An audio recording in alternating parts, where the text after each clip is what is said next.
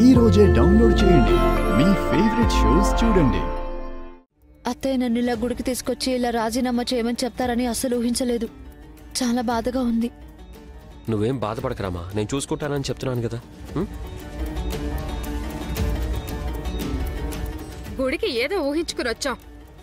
నువ్వు నేను చెప్తే విన్నారా? దేవుడి సమక్షంలోనైనా అడిగితే వింటుందనుకున్నాం. ఇక్కడ కూడా మన మాటలు చెవిన పడతాయి కదా. ఇక మన కుటుంబాన్ని ఆ దేవుడే కాపాడాలి. ఈ ఇంటి కోడలు ఎలాగూ కాపాడలేకపోతుంది. ఆ దేవుడి మీదే భారం వేద్దాం.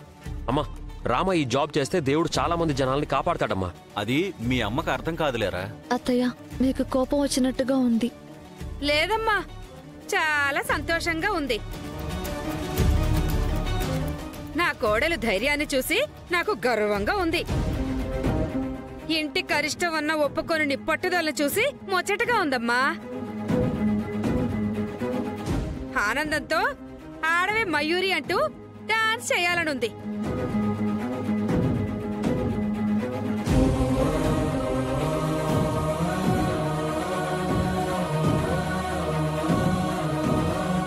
ఆ కుంకుమ ఏంట్రా నల్లగా ఉంది?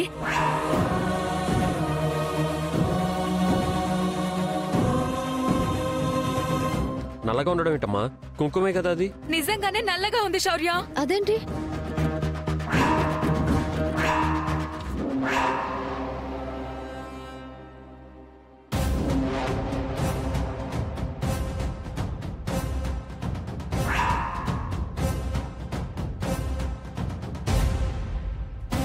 రామలక్ష్మి, ఏంటది నల్లబొట్టు పెట్టావేంటి? ఎరా, కుంకుమ తీసుకోవడంలో ఏదైనా పొరపాటు జరిగిందా? లేదత్తయ్య, నేను కుంకుమని పెట్టాను. చూడండి.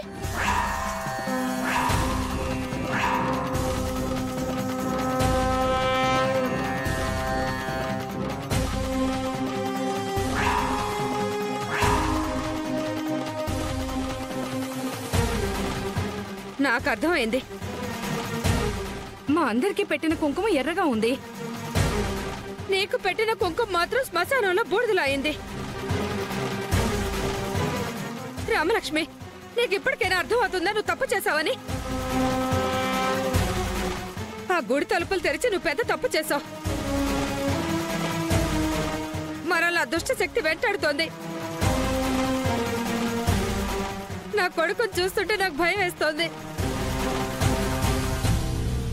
ఇది ఖచ్చితంగా దుష్ట శక్తి పనే.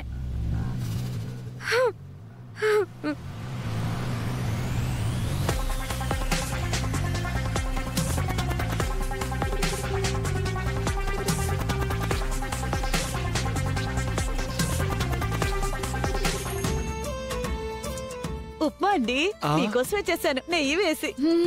తిను నాన్న. అలా చట్నీ వేసుకోండి. అల్లుడు, ఇంకొంచెం ఉప్మా వేసుకో అల్లుడు. ఈ చట్నీ వేసుకోండి బావగారు. ఈ చట్నీ ఇంకా బాగుంది, తినండి. అందరూ కలిసి నన్ను మొహాడు పెట్టేస్తున్నారు. ఆహా, సూపరు. అవును, అందరూ కలిసి నన్ను రౌండప్ చేశారు. ఏంటి విషయం?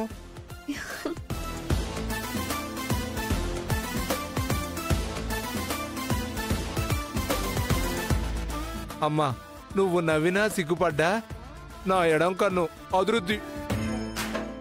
ఎందుకో? చిపో నాన్న. చీపోనా?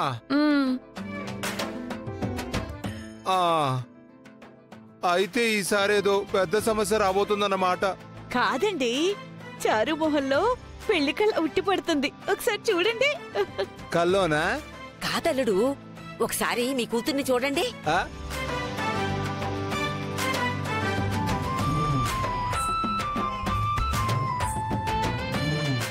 ఏమా, నిజంగానే శుభవార్తేనా?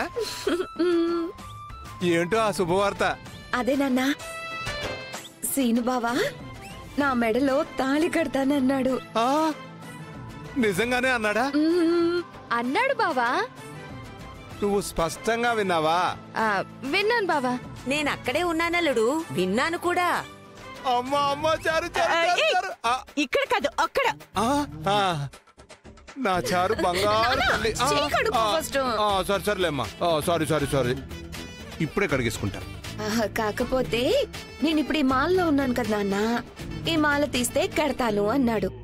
తను నోటి నుంచి ఈ మాట కోసం ఎన్ని సంవత్సరాల నుంచి వెయిట్ చేశాను, ఇప్పటికి నెరవేరింది నాన్న. అంటే నువ్వు కళ్ళు లేనట్టు నాటకాన్ని బాగానే రక్తి కట్టించావన్నమాట. అబ్బా కడుపు నిండిపోయిందమ్మా. నాకు ఈ ఉప్మా వద్దు, చట్నీ వద్దు, ఏమీ వద్దు.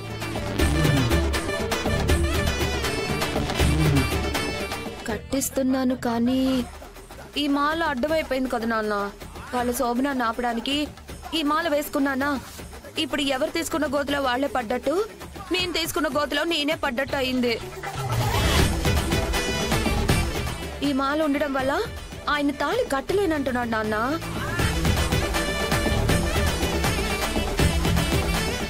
ఇప్పుడు ఈ మాల తీసేయాలి నాన్న. తీసేయాలంటే ఏదో ఒక కారణం చెప్పాలి కదా. నిజమేనమ్మా, ఏ కీడు జరగకుండా మాల తీయకూడదు కదా. అవును బావగారు, కారణం లేకుండా మాల తీస్తే రఘురాం బావగారికి ఇంకా ఇంట్లో అందరికీ అనుమానం వస్తుంది. ఆ ఇంట్లో వాళ్ళు నమ్ముతూనే ఉన్నట్టున్నా ఎక్కడో ఒక మూల చారు మీద అనుమానం ఉందని నాకు అనిపిస్తుంది అల్లుడు. మనిషి అన్నాక ఆ మాత్రం అనుమానం ఉంటుంది అత్తయ్య. అందుకని నేను తెలుసుకున్నది ఏంటంటే, ఏంటమ్మా? ఎవరైనా చనిపోతే మాల తీసేయచ్చంట.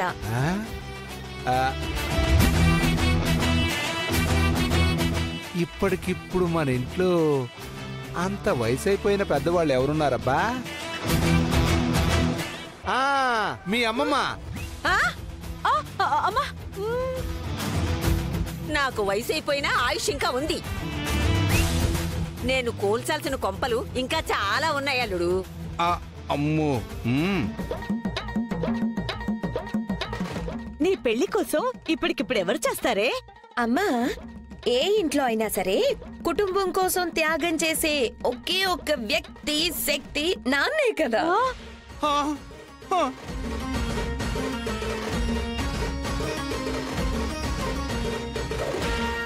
నాకే ఎసరు పెట్టావా తల్లి? నాన్న నాన్న, నా కోసం ఒప్పుకో నాన్న. ఒక్కసారి చచ్చిపో నాన్న, ప్లీజ్ ప్లీజ్ ప్లీజ్. నువ్వు కూతురువా, కొరువుదే అనివా?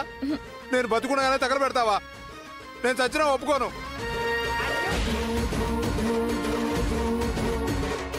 ఇంకా నాకు బతుకు మీద ఆశ ఉంది. ఇదిగో నీకోసం పోలీస్ స్టేషన్కి వెళ్ళా, జైలుకి వెళ్ళా, చేయని నేరాలన్నీ నా నెత్తి మీద వేసుకున్నా. ఇదిగో ఊరందరి ముందు ఎదవనైపోయా. ఎన్ని చేశానే? ఇదిగో నన్ను చచ్చిపోమంటే నా వల్ల కాదు. నాకు ఇంకా ప్రాణాల మీద ఆశ ఉంది అంతే. ఇదేంటి నీకు పాడాలోచనలు? నీ మెళ్ళ తాళి పట్టానికి నా మెళ్ళ తాళి తీసేయమంటావా? నేను ఒప్పుకోను. అలా అడుగు.